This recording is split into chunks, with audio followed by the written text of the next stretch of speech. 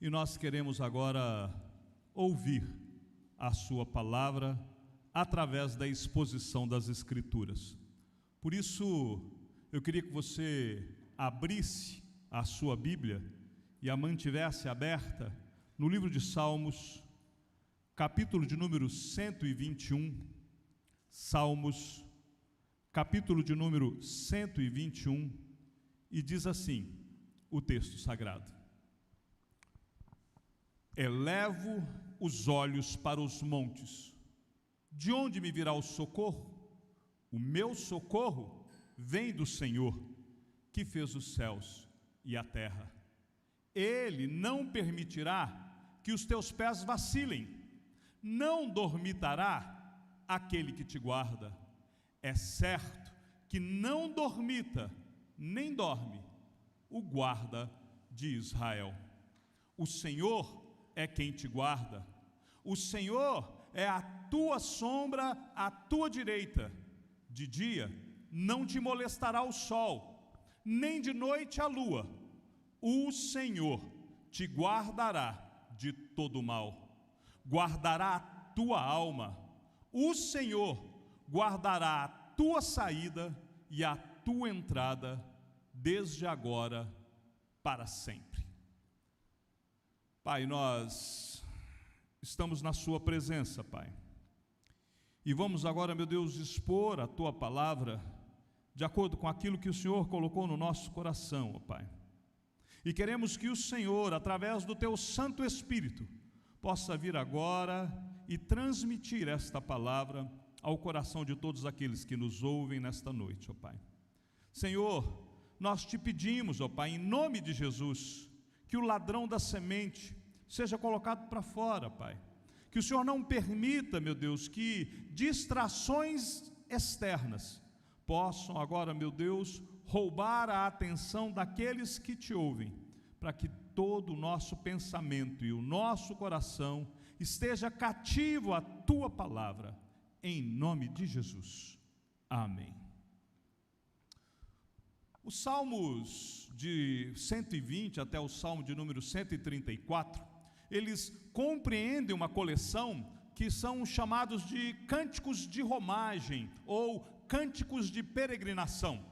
Quando o povo de Israel vinha de suas cidades, vinha das várias regiões de Israel para cumprir com as festas, havia pelo menos 3 festas que o povo de Israel era chamado a se congregar em Jerusalém: a festa dos pães sem fermento, a festa de Pentecostes, né, ou a festa da colheita, e a festa dos tabernáculos. Nessas ocasiões, Israel saía de norte a sul, de leste a oeste, em direção a Jerusalém. E enquanto eles marchavam, enquanto eles levavam pelo caminho as suas famílias, as ofertas que eles iriam fazer no templo, os seus animais que seriam ali sacrificados, eles iam cantando estes cânticos de peregrinação, né? Quando nós vamos vendo os salmos, principalmente, por exemplo, se você der uma olhada no Salmo 120, você vai ver que eles vinham de muito longe. Então as músicas começavam muito longe de Jerusalém e progressivamente, na medida que eles iam caminhando, eles iam então entoando estes salmos, né? Até que os peregrinos alcançassem o templo, né, no Monte Moriá. E quando eles chegavam lá, era uma festa. Eles ali adoravam o Senhor, eles faziam suas ofertas, eles faziam seus sacrifícios. Havia um encontro de vários parentes, de várias pessoas naquele lugar. Era uma festa de adoração. Muito embora este salmo, na minha leitura, seja um dos mais belos salmos da Bíblia, sem dúvida alguma, ele é um salmo que expressa muita, mas muita fé, né? Nós não sabemos quem é o seu autor, né? Nós não sabemos nem qual a data ou a circunstância que este salmo foi composto, mas de qualquer maneira, nós podemos afirmar que o salmista não temia o perigo, né? ele caminhava, ele cantava, ele vinha entoando todos os salmos de peregrinação, e ele então também cantava o Salmo 121, né? Os salmos de romagem, os cânticos de romagem, eles, nessas jornadas para a cidade santa, onde eles iriam fazer essa festa ao Senhor, eles revelam o pensamento e o coração, aonde é que eles estavam focados, qual que era o objeto da adoração deles. Percebem? Quando nós olhamos os salmos de romagem, de uma forma muito clara, nós somos chamados, inclusive na nossa adoração, inclusive para nós olharmos nas músicas que cantamos na igreja, o objeto da adoração do salmo é sempre o Senhor, é sempre a exaltação do nome de Deus. Eles estavam focados nisso, no único e verdadeiro Deus, o protetor do seu povo escolhido, aquele que havia escolhido Israel, dado a Israel a terra prometida. E mesmo quando eles subiam para participar do louvor coletivo de pessoas, de todos os cantos, de todas as regiões do país, o tom destes hinos era algo muito particular. O tom destes hinos fazia com que o povo se lembrasse do seu Senhor, né? Eles refletiam o pensamento do seu autor, e por seu uso, a maneira como ele adorava, a maneira como ele enxergava o Deus soberano, todo-poderoso, né?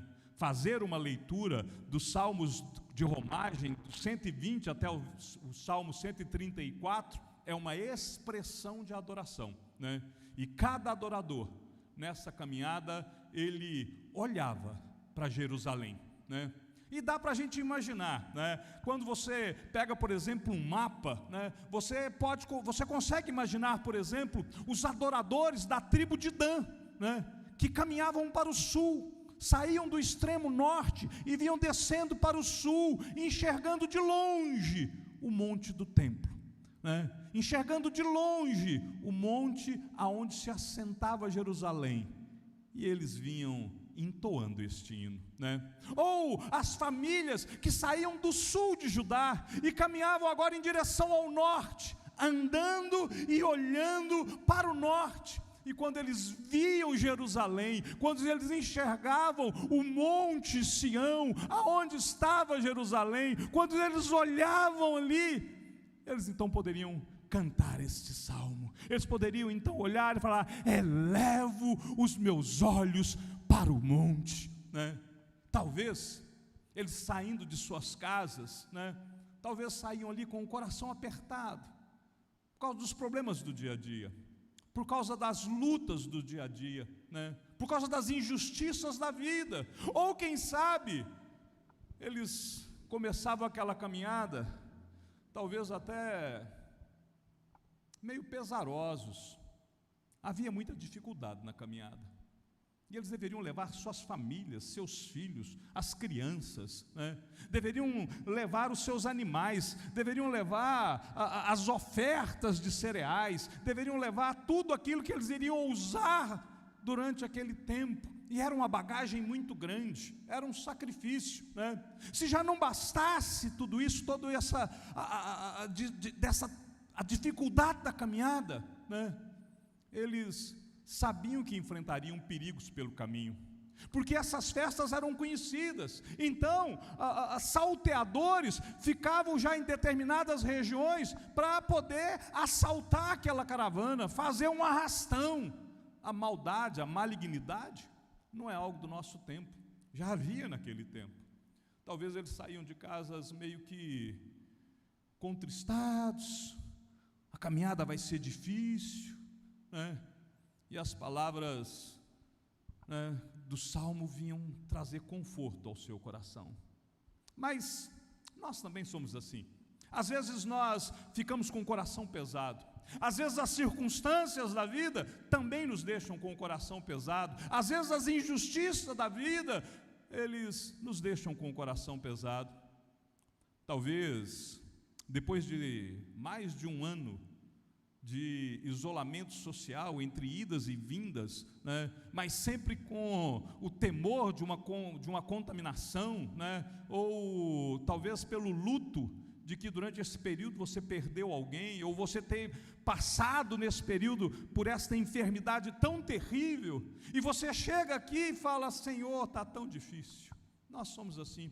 Às vezes, quando nós somos chamados para poder estar no culto, e nós lembramos talvez das dificuldades da semana, e nós pensamos: não, eu não vou.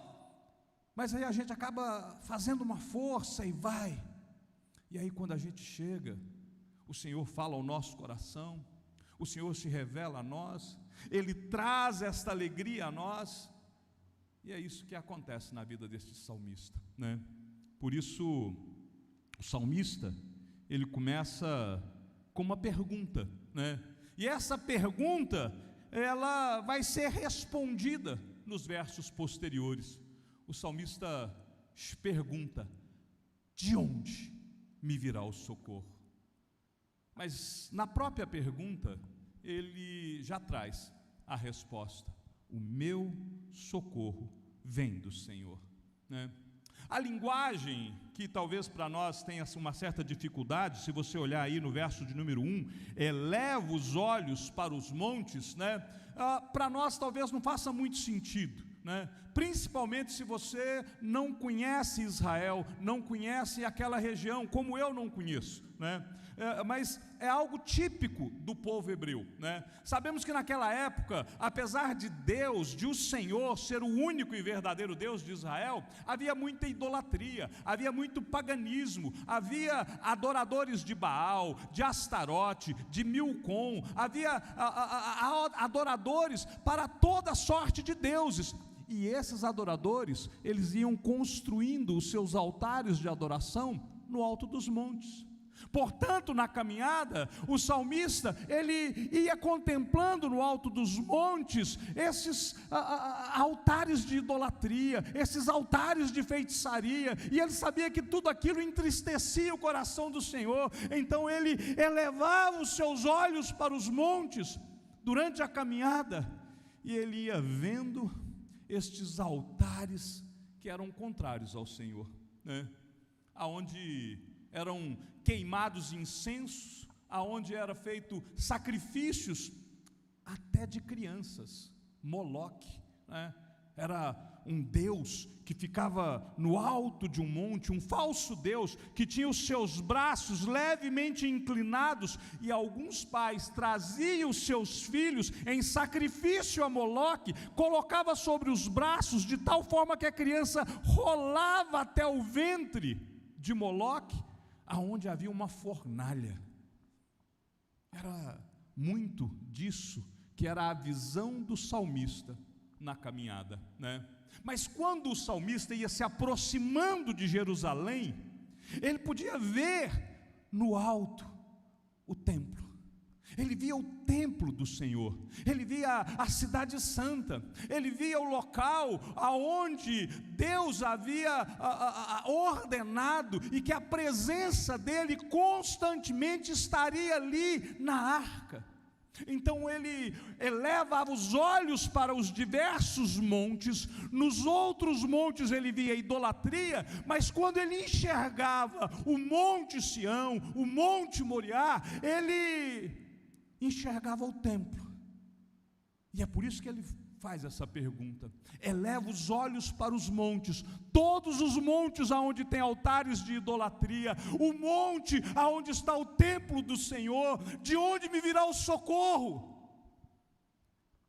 E a resposta do salmista é maravilhosa, porque a conclusão do próprio salmista é que o socorro não vem desses altares de idolatria, que só trazem asco ao meu Deus. O socorro não vem do templo, aonde a presença de Deus é real. O meu socorro, ele não vem do que está no alto dos montes. O meu socorro vem do Senhor. Por isso, o meu socorro vem daquele que me ajuda, do meu ajudador. Olha comigo o versículo de número 1, né? Percebam que a própria pergunta sugere a resposta. O adorador deste salmo, ele não procura a resposta dos homens ao seu redor. O adorador deste salmo é a mensagem que vai ecoar em cada verso do restante deste salmo. Eu elevo os meus olhos para os montes, mas o meu socorro, ele vem, é do Senhor. Quando nós chegamos no verso 2, ele declara que o socorro dele vem do Senhor, mas ele fala que este é o único e verdadeiro Deus, o Criador do céu e da terra, Ao longo de toda a história, nós vemos que a humanidade, ela rejeita a Deus, ela inventa os seus próprios deuses. Por isso que na caminhada o salmista contemplava os altares de idolatria, e tudo isto era uma afronta ao único e verdadeiro Deus que não permite ser adorado em forma de ídolos, Os povos ao redor de Israel, eles adoravam esses ídolos, eles adoravam estes falsos e imponentes deuses, que não criaram nada, que nunca, jamais salvaram alguém, porque não há salvação senão no Senhor. Não há salvação senão na providência do Senhor. O onipotente Deus é aquele que vem socorrer aqueles que o buscam. Então, de onde me virá o socorro? O meu socorro vem do Deus que me ajuda.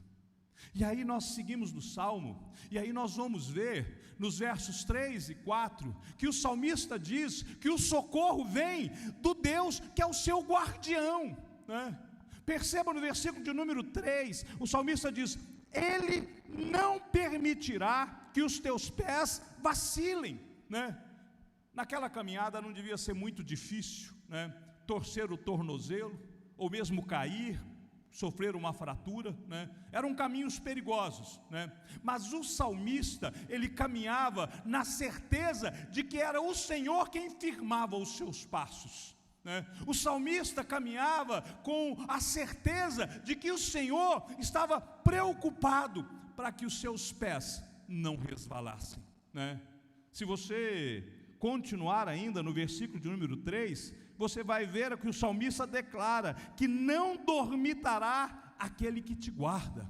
O salmista sabia que quem o guardava naquela jornada era o próprio Deus, Como eu disse no início, os perigos da caminhada eram muito grandes, Salteadores, ladrões, animais selvagens, leões e ursos eram comuns naquela região, Por isso ele estava nesta caminhada de quem o guardava, de quem caminhava junto com ele, de quem estava o guardando naquela caminhada, era o Deus, e este Deus não dormia, A insegurança poderia aqui trazer uma preocupação, talvez com os inimigos, com os ladrões, mas ele sabia que o seu guarda, o guarda de Israel, não dorme. Se você tem na sua propriedade um vigia, mas você sabe que este vigia, num determinado tempo, ele vai tirar uma soneca, você sabe que isso não está verdadeiramente guardado, Mas o salmista podia descansar, ele estava protegido, ele sabia que o seu Deus, que era o seu guardião, não dormia, não deixaria que ele tropeçasse, Ele o guardaria, ele estaria junto com ele em toda a caminhada, que era este o Senhor que não só o ajudaria na caminhada, mas que também perseveraria junto com ele. Nosso Deus não vacila, não dorme, Aquilo que Deus não fizer é porque não pode ser feito, Deus não vacila, Deus não dorme, Ele nos guarda em todo o tempo, Ele é o eterno Deus, Ele é o Criador de todas as coisas, Ele guarda Israel, Ele guarda você, Ele guarda a minha vida, Ele guarda todos aqueles que nele creem, Ele nos guardará em todo o tempo. O Senhor está no controle da nossa história. O Senhor estava no controle da vida do salmista. Por isso, ele continua dizendo que é certo que não dormita, nem dorme o guarda de Israel. Eu caminho na certeza de que o Deus que eu sirvo, de que o Deus para onde eu estou indo adorá-lo, Ele é aquele que me guarda, Ele é aquele que me conduz. Ele não está dizendo que essa caminhada será fácil. O salmista sabe das dificuldades, mas ainda assim ele reconhece que vale a pena o esforço. Entenda aqui, meu querido, não é fácil servir a Deus. E duas lições nós podemos tirar do salmista aqui. A primeira, apesar das dificuldades, ele não volta para trás, ele se mantém firme na caminhada. E a segunda é que ele mantém a sua fé, mesmo sabendo das adversidades. Lembra quando Cristo disse, no Evangelho de João, no capítulo 16, no versículo 33, né? Cristo nos adverte, ele diz assim, ó: estas coisas vos tenho dito, para que tenhais paz em mim. No mundo passais por aflições, mas tende bom ânimo. Eu venci o mundo. O salmista sabia que ele passaria por aflições. O salmista sabia que o caminho era difícil. O salmista sabia que ele corria riscos. Mas o seu socorro vinha do Deus que o guardava. Seguindo o salmo, nós vamos ver então que o salmista vai declarar que o seu socorro vem do seu Deus protetor, né? Ele declara aqui que aquele que o guarda é aquele que o protege, né? Que o Senhor, na Bíblia, né, é aquele que o protege. Há algo aqui muito interessante, porque se você olhar o Salmo, só para você acompanhar comigo a estrutura do Salmo, no versículo 1 e no versículo 2, ele declara que o seu socorro vem do Senhor, né? E a palavra que ele usa para Senhor aqui é aquela mesma palavra que Deus revelou o seu nome próprio, né? É um tetragrama impronunciável, YHWD. Não tem jeito da gente pronunciar esse nome. A pronúncia desse nome se perdeu na história, né? Alguns hoje pronunciam como Iavé, Jeová, mas da bem da verdade, nós não temos mais a pronúncia deste nome. Foi preciso vocalizá-lo, né? A tradução, o significado é algo mais ou menos parecido como eu sou, ou simplesmente aquele que existe, né? Então, desde o princípio, o salmista sabe que ele está sendo guardado, que ele está sendo protegido pelo Senhor, né? E aqui, agora, ele, a partir do versículo 4, do versículo 5, né, ele vai dizer, em todas as afirmações restantes, ele vai trazer o nome de Deus à sua memória. Porque ele vai dizer aqui, o salmista vai afirmar, né, que ele é a nossa sombra, né, a nossa direita, né? Essa é uma expressão interessante. O Senhor é quem te guarda, o Senhor é a tua sombra, a tua direita. A tua sombra não se aparta de você. Aonde você vai, a sua sombra caminha junto com você. E é isso aqui que o salmista está querendo dizer. É ele que está aqui agora dizendo: olha, aquele que me protege, ele não dorme, e ele está sempre por perto, né? Ele me guarda, me protege como sombra, ele não desgruda de mim. Esta é a nossa realidade em Cristo. Esta é a realidade de todo aquele que crê. O Senhor faz morada em nós. Aonde nós estamos, a presença do Senhor está ali conosco, né? Ele não nos abandona, Ele não abandona o salmista, Ele não abandona a mim, Ele não abandona você. É isto que o texto quer nos transmitir. Como o salmista tem essa certeza de que Deus é um Deus vigilante, de que o guarda o tempo inteiro, ele sabe que não vai acontecer nada com ele que não seja da permissão de Deus, né? Nenhuma tempestade, nenhum roubo, nenhum problema, nada estará fora da presença e do controle de Deus, né? Ele tem poder, tanto para evitar que aconteça, quanto para permitir que aconteça. Mas o salmista caminha nesta certeza de que ele é a sua sombra, né?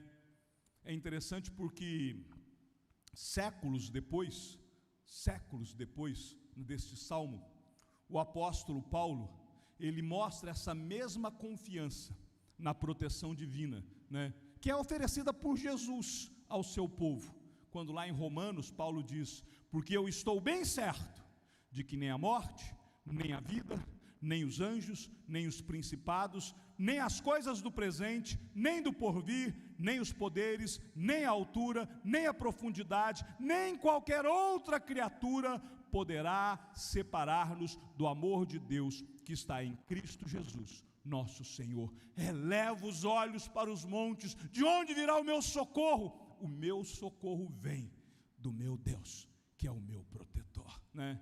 Homens podem fornecer proteção, homens podem às vezes nos proteger de algumas ameaças, mas somente o onipotente Deus é capaz de proteger o seu povo contra todos e contra qualquer perigo. É somente Deus que pode nos proteger de absolutamente todas as coisas, quer sejam coisas terrestres, quer sejam coisas físicas, quer sejam coisas espirituais, mas o Senhor, Ele é o nosso protetor. Depois nós vamos ver, a partir do verso de número 7, que o salmista então vai declarar: o meu socorro vem do meu Deus preservador. Esta oração, né, o Senhor te guardará de todo mal, guardará a tua alma, né? Quando o salmista diz que o Senhor vai guardar a tua saída, a tua entrada, esta oração é porque o salmista reconhece, né, que Deus o preserva nas lides diárias, nas atividades do dia a dia. Sem dúvida, o Pai se preocupa com nossas tarefas. Nós não temos dúvida alguma de que o Senhor, Ele nos protege aonde quer que nós estivermos.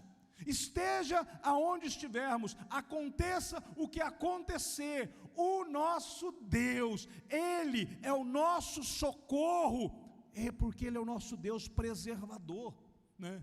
Não precisamos temer a vida, não precisamos temer a morte, não precisamos temer o dia de hoje, nem o dia de amanhã. O tempo e a eternidade são absolutamente nada diante deste Deus preservador, e nós estamos sob os cuidados amorosos deste Pai. Deus guardará a nossa vida, Deus guardará a nossa alma. Ele já livrou a nossa alma da condenação do inferno. Então, em todo tempo, em todo instante, em qualquer momento, o Senhor não deixará que nós estejamos sós. Ele nos preservará, Ele nos protegerá.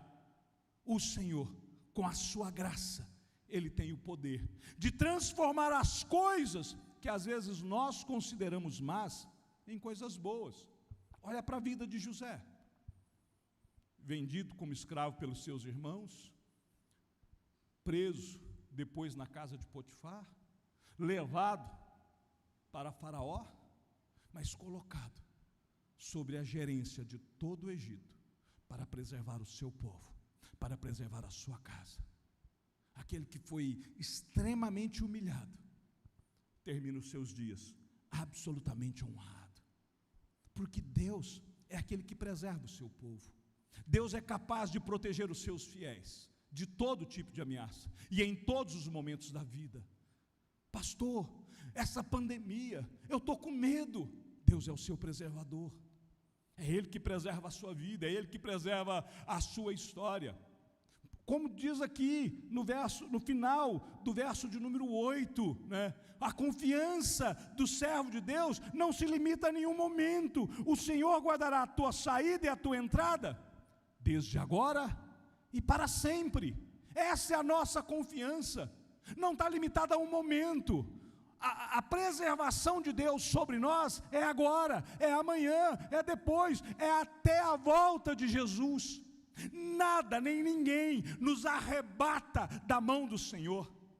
Quando o Senhor nos escolheu, quando o Senhor nos salvou, quanto antes da fundação do mundo, de acordo com a carta aos Efésios, Ele nos escolheu em Cristo Jesus. Nada, nem ninguém nos tira das mãos do Deus que nos preserva, né? Das mãos daquele que o servem. Elevo os meus olhos para os montes. De onde me virá o socorro? O meu socorro vem do Deus ajudador.